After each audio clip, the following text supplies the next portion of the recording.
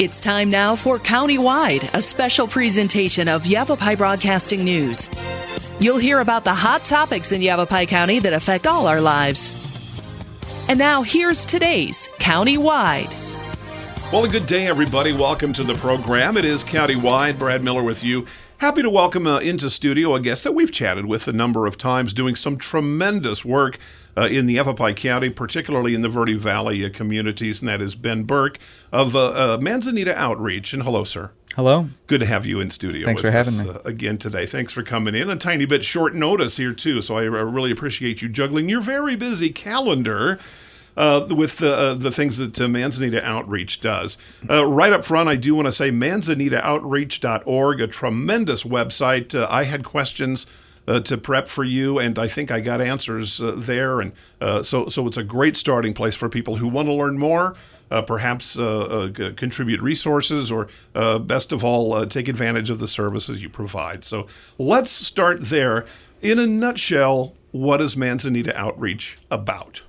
Sure. So our mission is to share the abundance of resources within our communities with dignity and joy. Mm-hmm. And so over the last 5 years or so, since we began focusing on local issues, particularly hunger and food assistance, we've taken the approach to fill the gaps, specifically in food assistance. And that translates to us doing mobile distributions, so not having one particular place which we do share food, but actually using our refrigerated trucks and our dedicated volunteer workforce to go into neighborhoods and smaller communities where there's a greater need for food assistance. When you can spread out a little, more people can take advantage and get to you. Sure, that makes sense. Mm-hmm. Well, let me ask you just very plainly, if I can.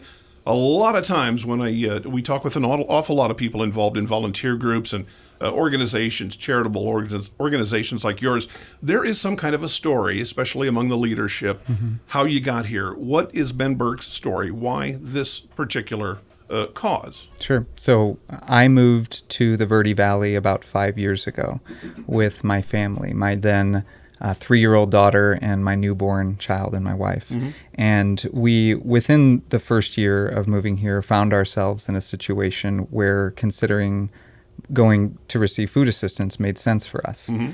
And so I did, and up until that point, I had no idea what a food bank was or food pantry, right. Other than what I maybe would have stereotyped commonly.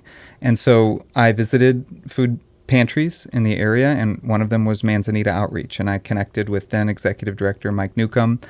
We had a great sort of beginning to our relationship there, and we began to work together. So my background is in working with nonprofits. I have my MBA, and so sort of business management. Mm-hmm. And Mike similarly came from a non-traditional background relative to nonprofits and logistics and supply chain management. And so we had a lot in common.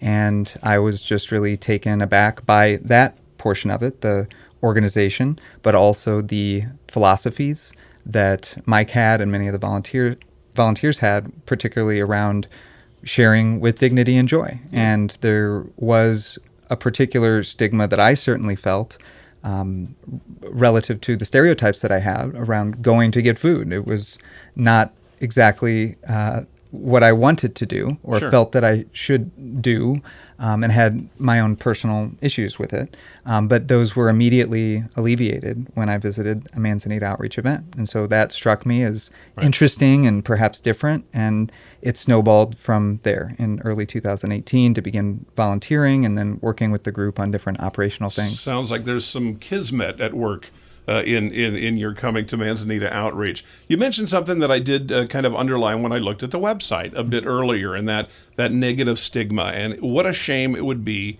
if one child is hungry because mm-hmm. dad is prideful. And that's simple to sit here for me mm-hmm. to say. I've been blessed. Most of us have, but not enough, and not all of us. Mm-hmm. And working through that, and it sounds like you had personal experience mm-hmm. going through that, but that can still be hard for people to need help and to ask for it. Mm-hmm. Harder than a lot of us probably kind of realize. Mm-hmm. Seems like that's a big piece from what you just described in your that's a big piece of what you do. There's the food part of it, but then there's the people part of it too. Yeah, it's the how we do it part of it. And I will start by saying I don't think we're the only ones who do it, with this sort of mentality, but we certainly focus on it. And that is to say that the way we look at what we're doing is truly what we say. It's sharing food. We call it a food share and not a food pantry as one of the examples of how we try to reduce that stigma. Other examples would be asking the minimal amount of questions that we absolutely need to ask somebody when they attend. Another example would be to make it as pleasant of an experience and as convenient of an experience. And again, that comes down to going and doing over 400 home deliveries a month, or setting up mobile food shares in the neighborhoods of where there is a greater need for food assistance. Right. And I think the other part of it, maybe the biggest part, is focusing on the quality of the food, the quantity and the quality of the food, so that when somebody comes, they're not just getting empty calories. Right. They are getting an amazing array of produce and meat and dairy and water and healthier non-perishable foods, and in a very large quantity, so that it's worth their time and it's worth their family's time to do it. Does when folks say a family comes and to one of the one of the drop-off days or one of the things like you have regularly, do they need to demonstrate? Is there I guess documentation, or is there anything that what do they need to do? Anybody who shows up will get food. Okay. So it's really as simple as that. We get our food from a variety of sources that allows us some variability in how we distribute.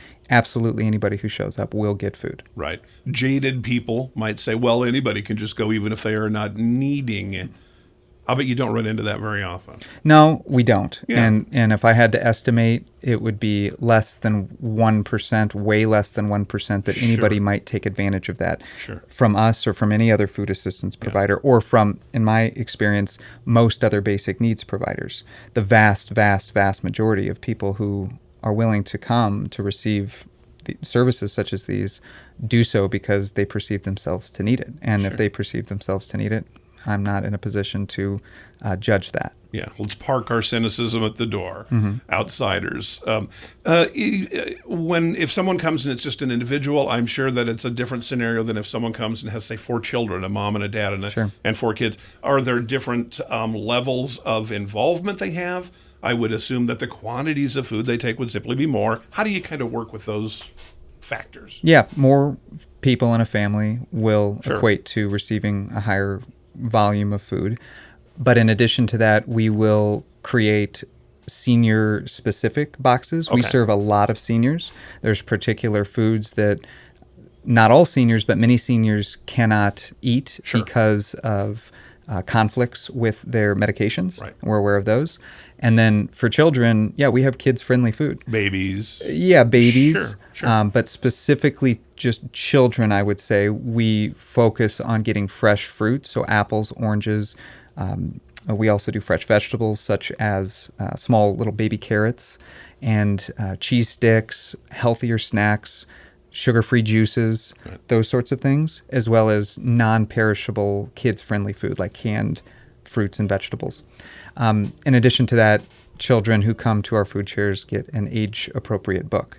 So we try to focus on getting some degree of customization as well as we can as we're running at a fairly large scale. But we have our systems down where we're able to do that for the most part. Is there oversight by local, federal, states, governments as to that nutritional foods are being? How much of that kind of thing do you have to worry about? I would say, do I worry about it? No, there's not oversight in the sense of guarding against lack of nutrition being provided. Okay. We receive food from the community and also from a larger food bank in Phoenix, St. Mary's Food Bank Alliance.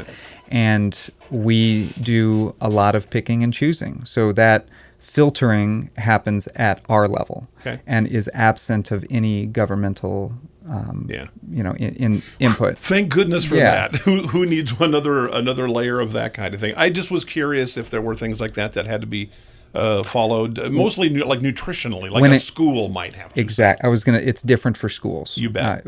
It is totally different when you're talking about a national school lunch program or Sure.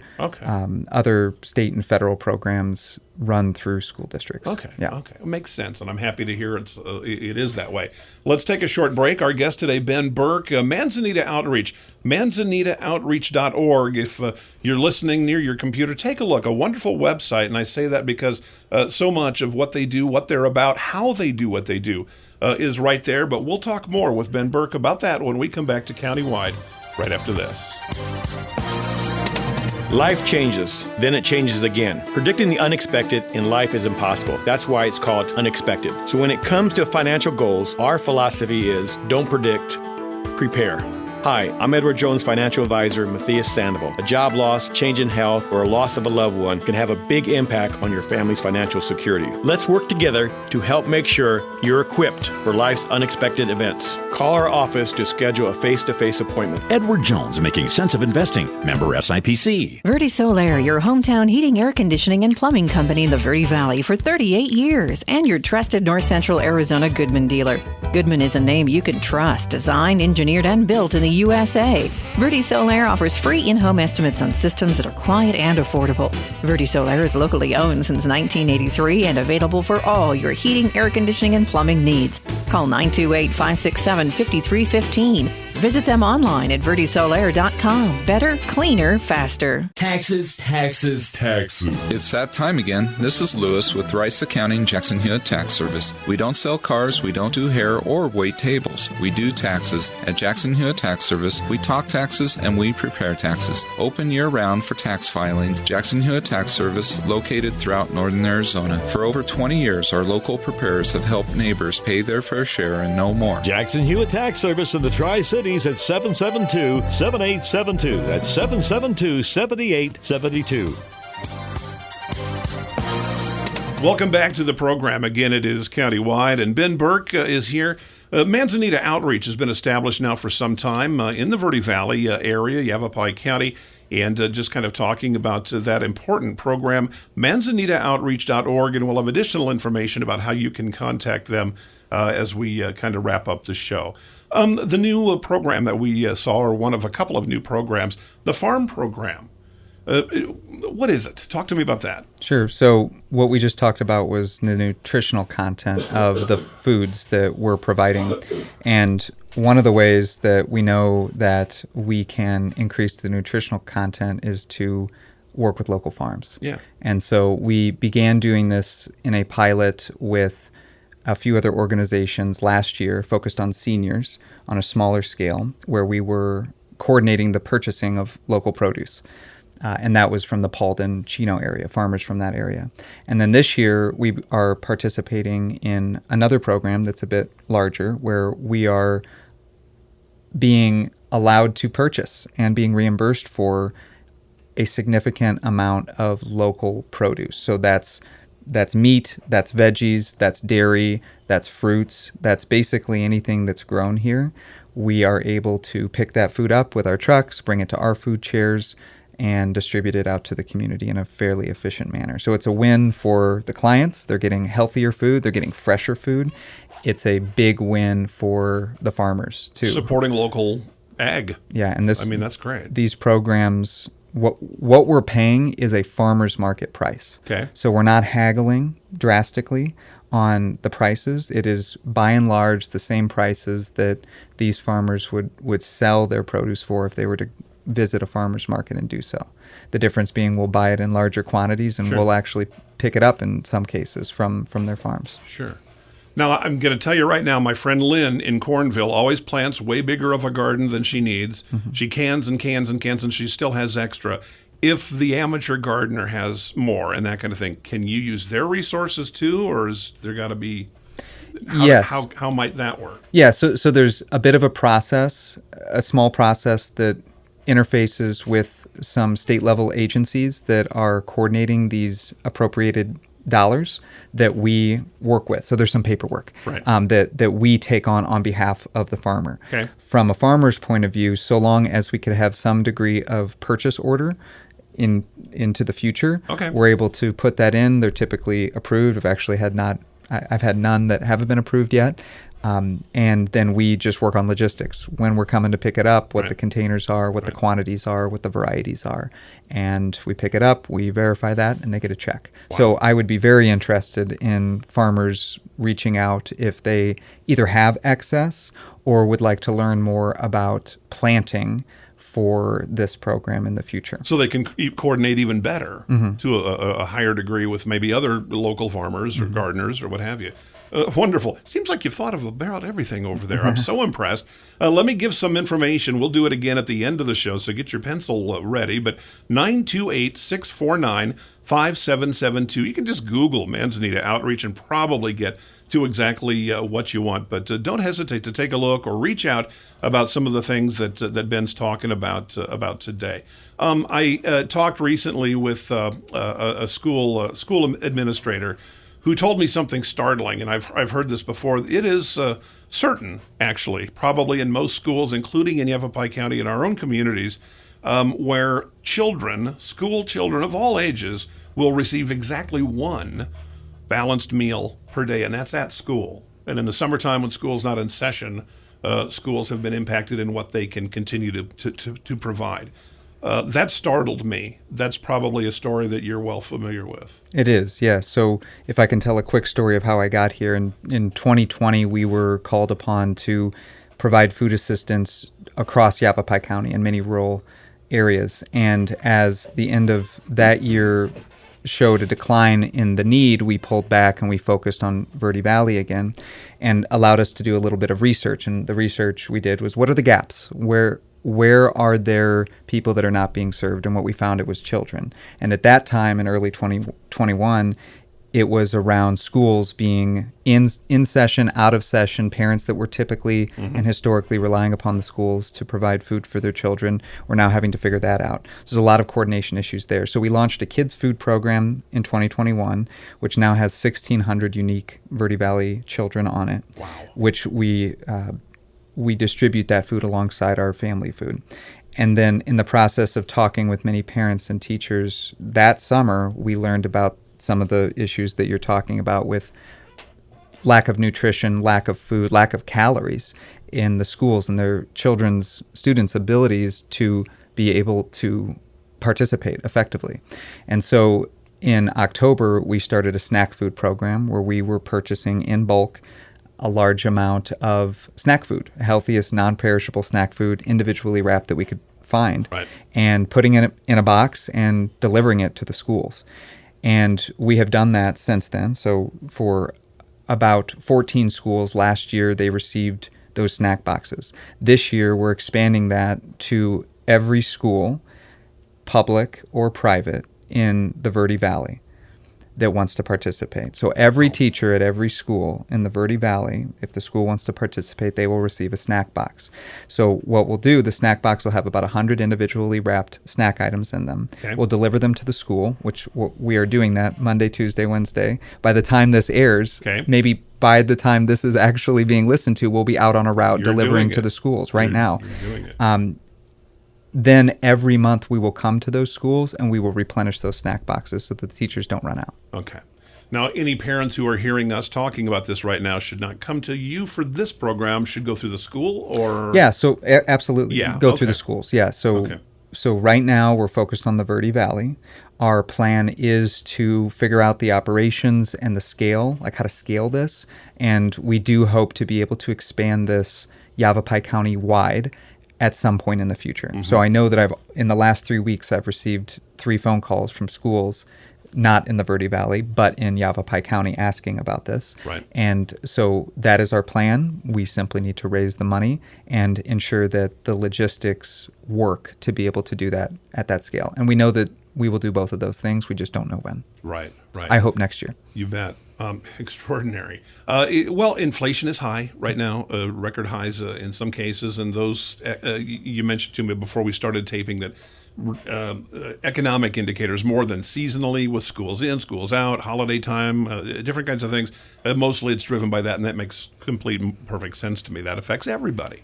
no matter what your financial situation is or typically is. I want to talk. Let's do this. Let's take another short break here. When we come back, as we kind of wrap up, I want to mention you've got a ton of volunteers, but I don't know if you'll need more.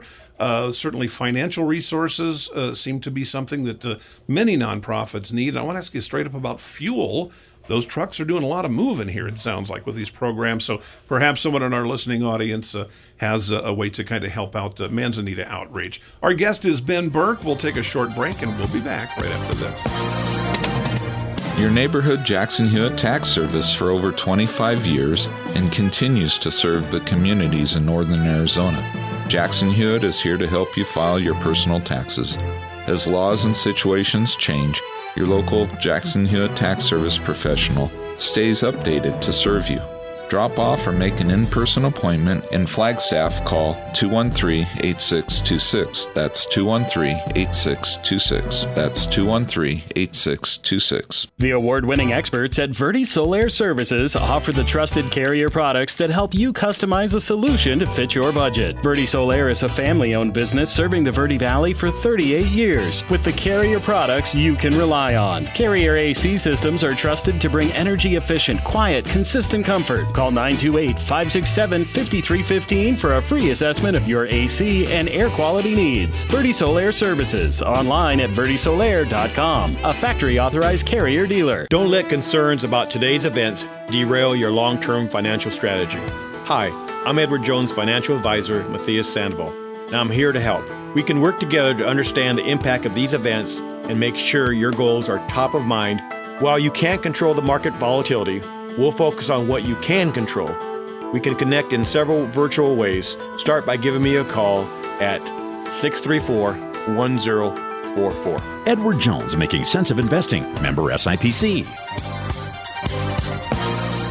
Welcome back to the program, and again, a county-wide. Brad Miller with you and Ben Burke talking about Manzanita Outreach. Check out their website, and again, we'll repeat the phone numbers and pertinence kind of before we wrap up.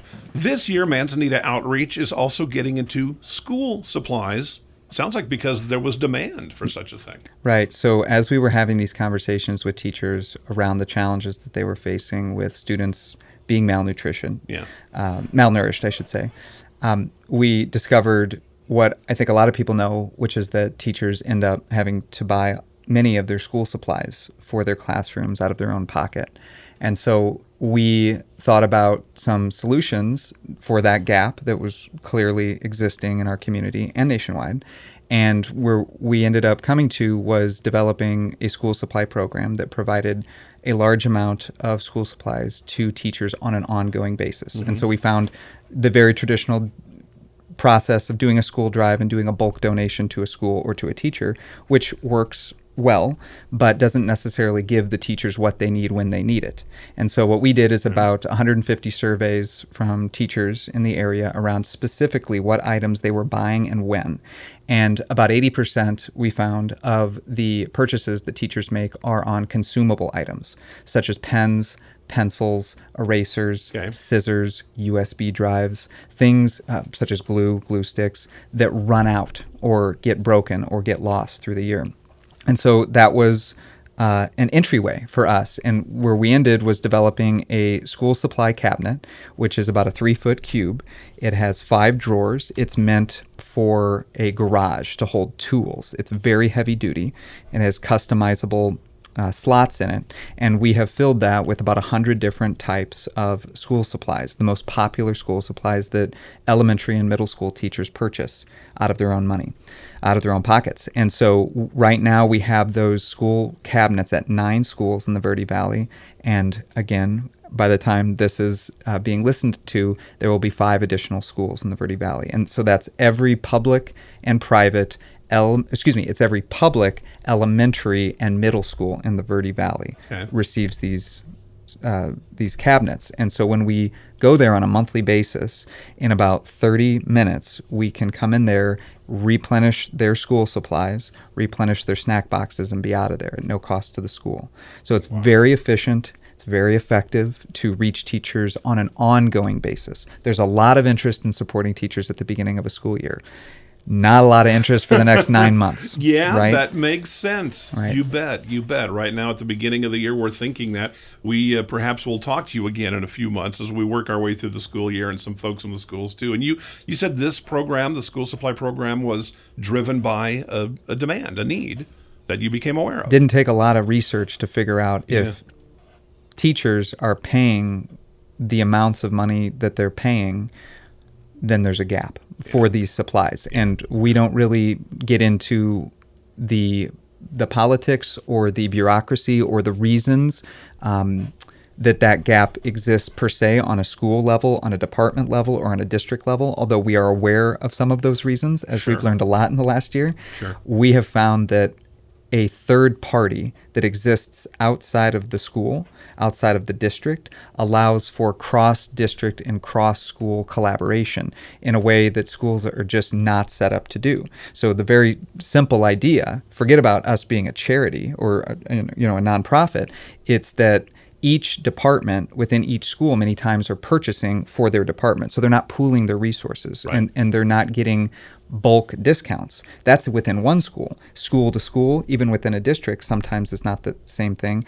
And from district to district, of course, there's no collaboration. So a third party that sits outside of it, that isn't involved in being specifically trying to solve one school's problem, we can look at all the schools together, and that's what we're doing. So we're taking orders, per se, from all the schools in the Verde Valley, and we're able to purchase school supplies at a cost that is a fraction, as compared to if somebody went to local retail, a fraction of the cost. And so in addition to this just being, something that feels good and we should support our teachers, it's just a smart thing that communities should do.